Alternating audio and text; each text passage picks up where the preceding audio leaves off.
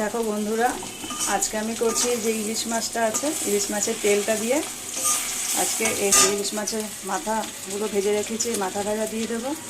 আর আর এটা করবো পেঁপে দিয়ে, বুঝতে পেরেছি? তো প্রথমে আমি ইলিশ মাছের তেলগুলো ভেজে নিলাম একটু পেঁয়াজ দিয়ে, লঙ্কা দিয়ে। ভেজে নেওয়ার পরে তারপরে আমি এখানে এই দেখো জিরে আর একটু সর্ষে বাটা করে রেখেছি।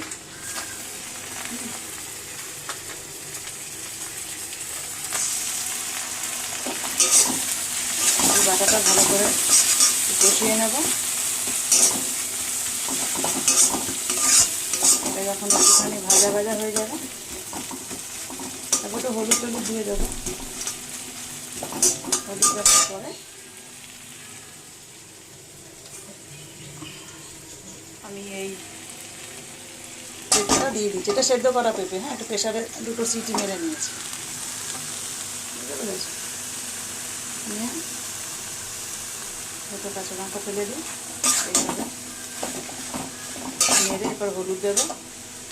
হওয়ার পর সেটা পরে তোমাদের রান্নাটা পুরো কমপ্লিট করে দেখাবো আবার। পরে তারপরে এই মাছের মাথাটা দিয়ে দেবো। আরেকটা ইলিশ মাছের এই লেজটাও ভেজে রেখেছি। এবার যদি যে এই লেজটা খাবে ব্যাস। আর এই তরকারিটা আমি কষিয়ে যখন একটু এর ভলিউম কমে আসবে তারপরে নামিয়ে নেব। আর কিছু পরে কোনো মশলা টশলাই দেবো না, কারণ ইলিশ মাছের তরকারিতে কোনো মশলা লাগে না বা ওপর দিয়ে কিছু ছড়াতে লাগে না। যেহেতু পেঁপে তাই আমি একটু জিরে দিয়েছি। বলো এটা কেমন হয়েছে? আশা করি ভালোই লাগবে খেতে।